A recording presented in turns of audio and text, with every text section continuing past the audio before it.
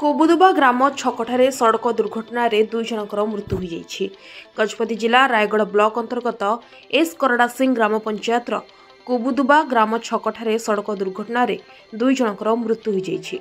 सूचना अनुसार आज अपराह्न 3टा बेले टाटा मैजिक गाड़ी धक्का दे चली जाइथिला परे स्थानीय लोके दुई जन गुरुतर को पारलाखेमुंडी जिला मुख्य चिकित्सालय को पठाइथिले।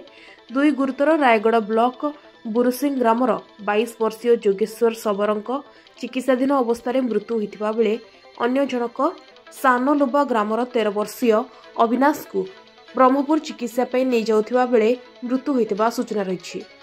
आनुमानिक 4टा बेले एही मृत्यु होता जानिबाकु मिलिछि। घटनास्थल में रायगढ़ पुलिस पहुंची तदंत आरंभ करने शव व्यवच्छेद रखिथिबा सूचना रही।